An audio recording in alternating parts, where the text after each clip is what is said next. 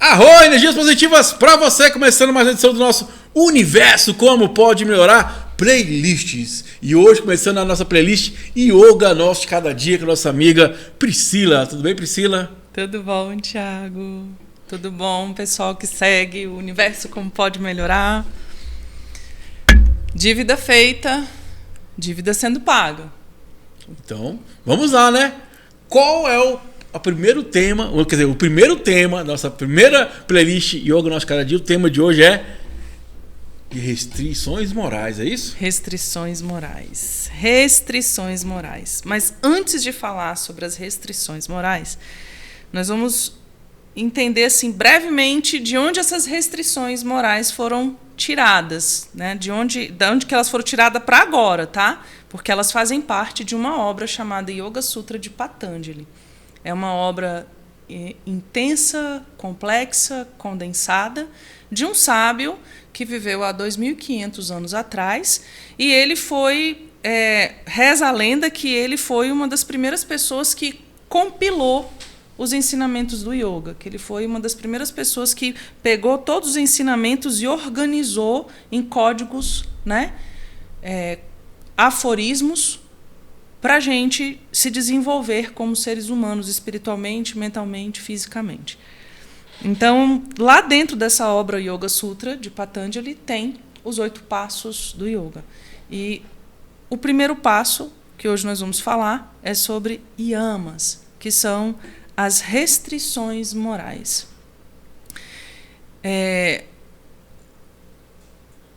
As restrições morais, Tiago, elas funcionam como norteadoras.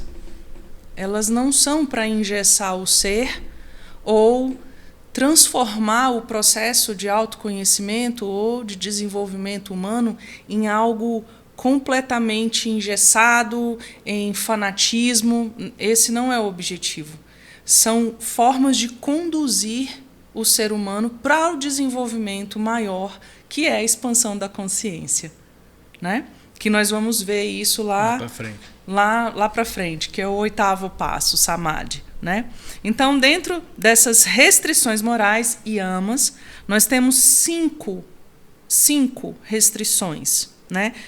Eu costumo dizer que todo esse processo, Tiago, são receitas ancestrais de desenvolvimento humano, né? Então, o primeiro é a ahimsa, a não violência. A ahimsa é muito conhecido pelo movimento que Gandhi promoveu no planeta, né? Mas só que vai muito além do que as pessoas do senso comum falam sobre não violência, né? Acham que não violência é não bater, é não machucar fisicamente. Esse é o senso comum da não violência, que também faz parte de ahimsa, óbvio, lógico, né? Mas a violência ela é algo muito mais sutil.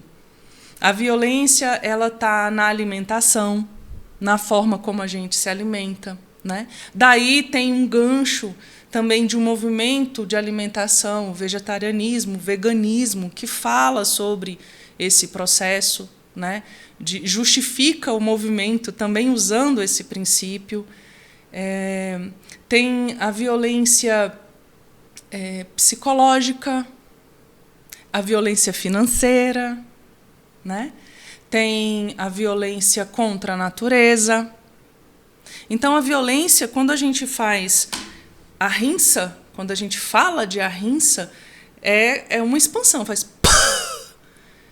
Tem vários galhos, vários ramos da violência.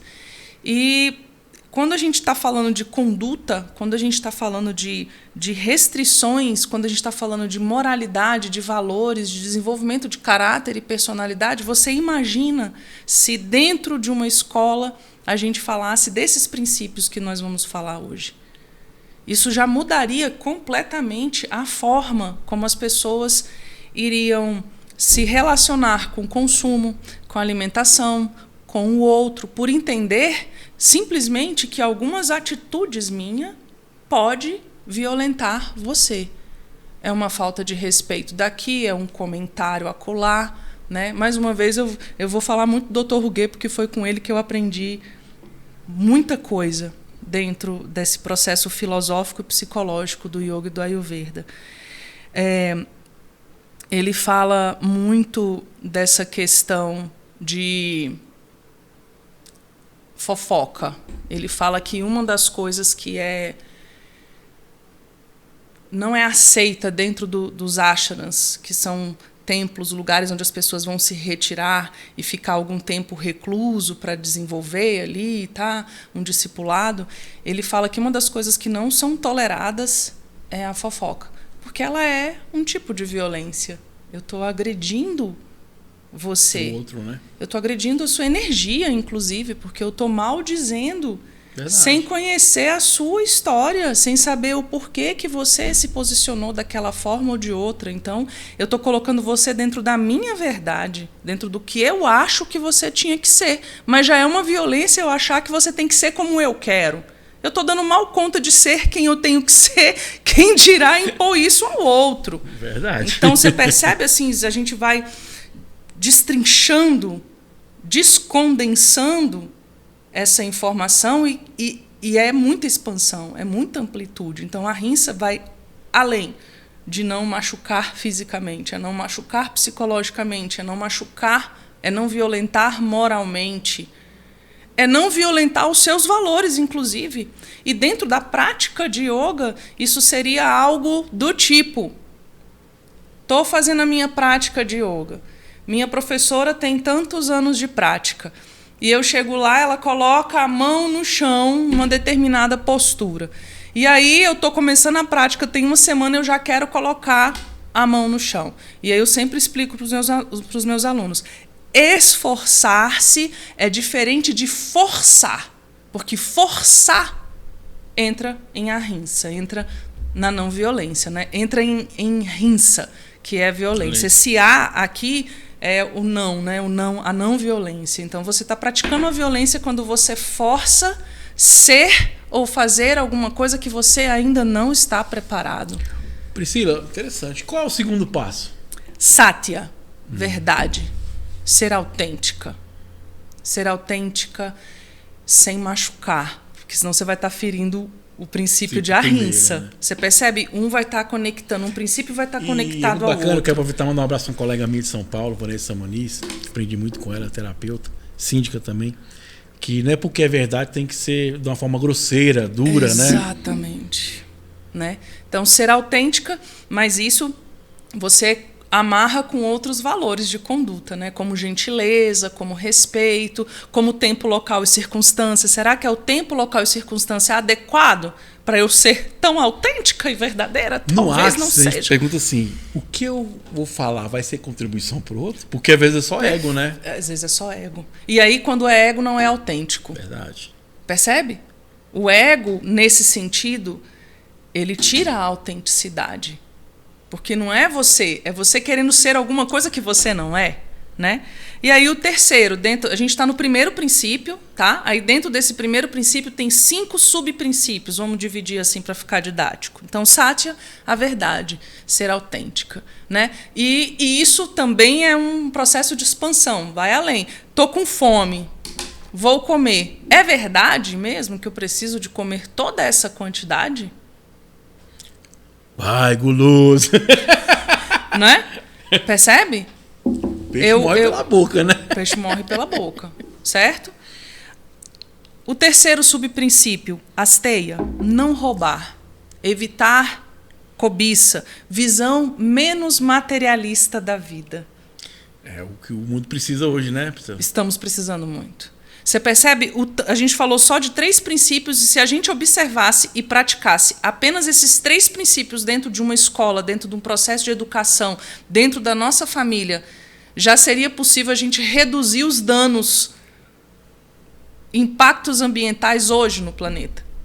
E é muito bacana, principalmente no Brasil, que tem essa questão do jeitinho brasileiro, né? A pessoa sempre quer obter a vantagem em cima do outro, né? Dentro da administração, que eu também sou administrador, tem um cara que eu sei que fala muito bacana, é igual vender, que é o business, ou seja, todo mundo ganha. E quando todo mundo ganha, é muito legal e é prazeroso, né? Porque é a verdadeira negociação. Eu dou algo para você e você dá algo para mim. E ninguém sai no prejuízo com isso, né? É o equilíbrio, né?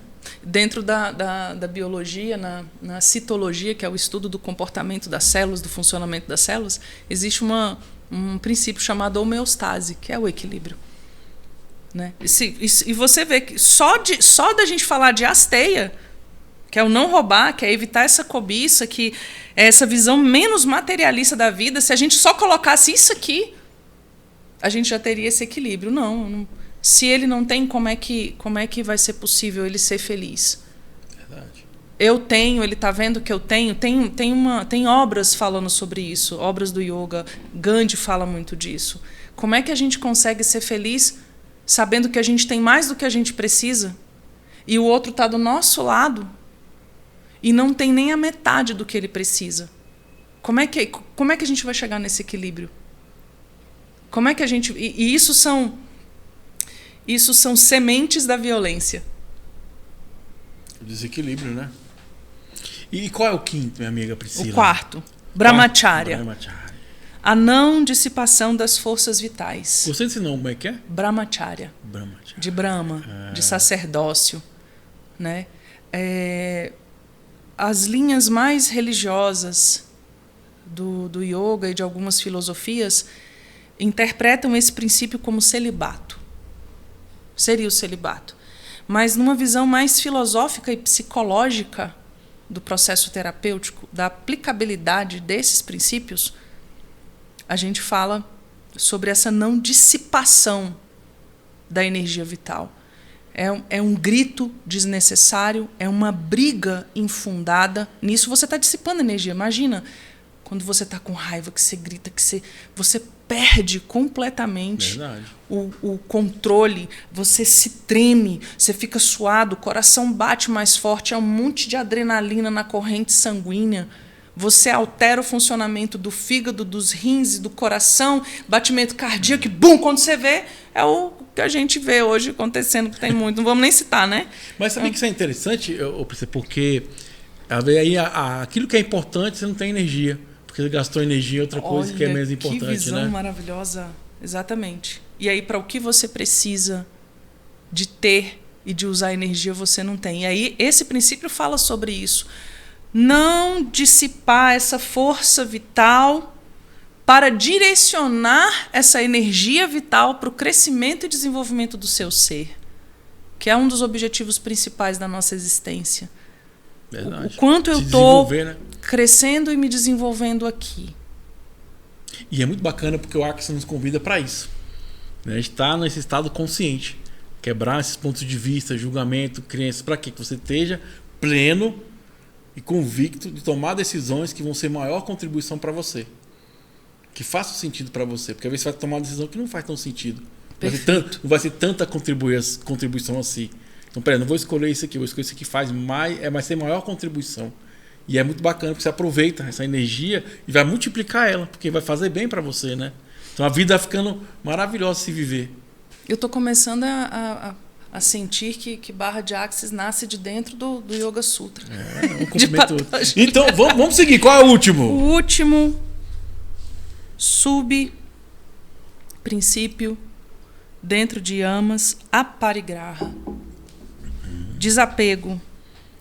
Desprendimento. Desapego. Entender quais são as minhas verdadeiras necessidades e desejos. Quando eu entendo isso, eu sei onde eu estou. Eu sei qual é o meu papel, qual é o meu lugar, qual é a minha função. Eu não saio do meu lugar para ocupar o lugar do outro. Eu não saio do meu papel para desempenhar o papel do outro. Porque eu simplesmente entendo que eu estou no meu processo, que eu estou no meu caminho e que o outro tem o direito de estar no processo e no caminho dele. Para mim, é um desafio muito grande, aparigraha, principalmente com família. Porque a gente acaba vendo um pouco além e acha que isso é um superpoder. Mas tem que ser um superpoder para mim. Né? Eu levei uma bordoada da minha irmã, acho que ontem eu falei, ainda tenho que aprender bastante, vamos lá. Ela está certa, eu tenho que... E é interessante, Priscila, porque fala do fim de ciclos, né? Você não se apegar às coisas, né? Ciclos. Você aprendeu, saiu, Fim vai de indo, ciclos, né? Exatamente. E aprender e sair desse aprendizado para partir para o outro também, né? Então é isso. Muito bom, minha amiga Priscila. Lembrando que a nossa playlist Yoga Nosso Cada Dia segue aí, curte, comenta. Espero você até o nosso próximo capítulo. Valeu, um abraço. Foi. Então, beleza, próximo. Vamos lá.